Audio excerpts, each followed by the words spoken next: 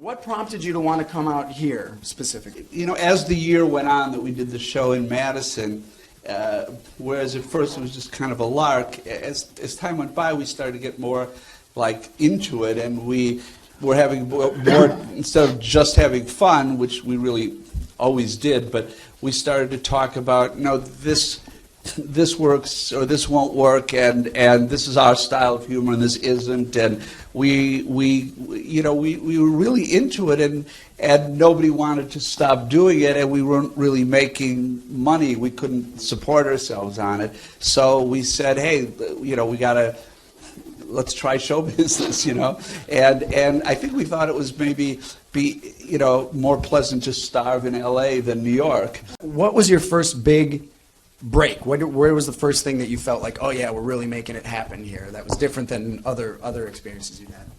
When Airplane was successful. Yeah. No, that's not true.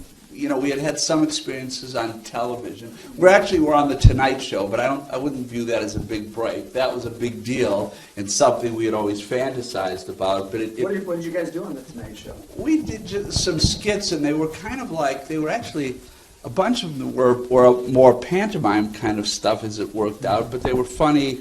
The audience laughed, but I don't think they translated well on film, because we kept running into people later who would say, hey, I saw you guys on the Tonight Show. Huh.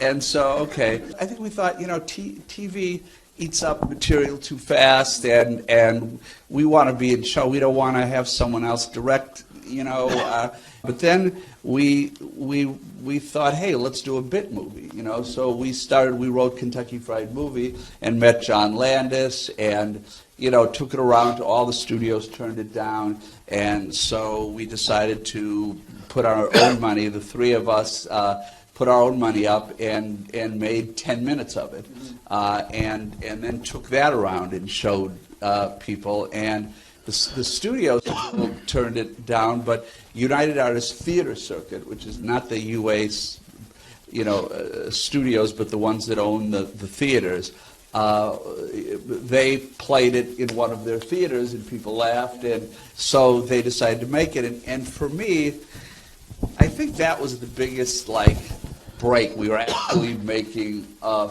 movie, a feature, and I remember after making the 10 minutes, one of the most exciting times for all of us was the first time we played the 10 minutes in front of an audience at the New Art Theater. And I don't know, maybe it's different. You have a different thought. For me, that was like an enormous, moment. Yeah, there were a lot. Yeah. And we had our theater in Madison, and it was kind of a lark, and we didn't really know what we were doing, and we'd kind of do it on the weekend, and then it was, as I said, in the back, in a room sort of like this, actually. Well, one week when we got back, the lock had been jimmied. Somebody wanted to break in and steal our videotape equipment and our videotapes and all that. And the lock had been jimmied, and it was real fragile, and we just sort of touched it, and it opened. If the guy, whoever it was, who was going to steal our stuff, had jimmied it a little bit longer, he would have broken in, he would have stolen our stuff, and we would have gone on with life. I don't think we would have continued with theater or anything, it was so inept. Yeah, so that lock held. So I think of that as a huge break. And the other... I never told you that was me.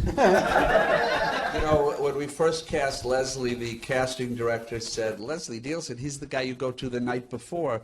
And we had actually, I think we had offered it to someone else before that, but we loved, we watched the Poseidon Adventure, and he had done so much episodic television, and we loved his that style, and we had no idea that he was really a closet comedian. In Airplane, we really talked to all these guys beforehand, and we said, we don't want you to play it straight. We want you to act as though you don't know you're in a comedy.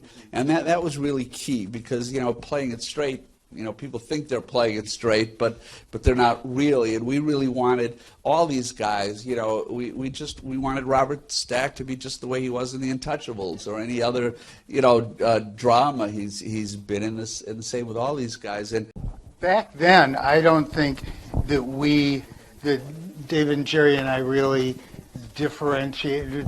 It was just this whole concept of casting straight actors in a comedy that was really what we cottoned to, and it was really the biggest hurdle in getting Airplane made, because the script was funny and different people were willing to, you know, finance it. But this whole, and even when we got to Paramount, there was still this leap of how can you put straight actors, and we didn't, I think we thought Graves and Stack and Bridges were all, and Leslie were all of the same, and they were all of that same kind of rock solid dramatic actor. And that was the biggest leap in getting Airplane made. To some extent, whether something is tasteful or tasteless, it depends to some degree on how big a laugh it gets. You know, no, I mean, but that's true. All you know, laughter settles all arguments in a certain way. It didn't have any of that. You know, we didn't take time for people to care about the main character. We didn't have. You know, there was no. Human struggle or failing or anything for personally for the character to get out of all this. I mean, it was just all of that was missing, and so we learned the hard way that it's important. So the roof of our house was burning, and we called the fire department. The fire department came, and the firemen were, setting up their ladders, and they were, going through the elaborate process of undoing and bringing in these ladders, and meanwhile the roof is burning, and Mrs. Zabatsky, who was on her porch next door, leans over and screams to the firemen, just forget the ladders, just point the hose at the fire. And to their credit, the firemen did this and extinguished the blaze in about 2 minutes, which led to Mrs. Zabatsky's Law, which we always talked about through our whole careers in our lives. And Mrs. Zabatsky's Law is never assume you can't do someone else's job better than they can. And that was really when I reflect on my life, I think that's why we made Airplane. That's why we were bold enough to do what we did back then.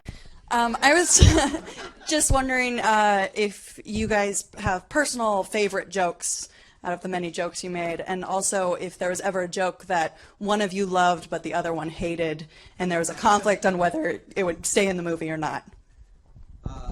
Good question. Well, let me take the second part first. Obviously, we always just, hi, this is much better. So, when we had these jokes, we kind of, the thing is,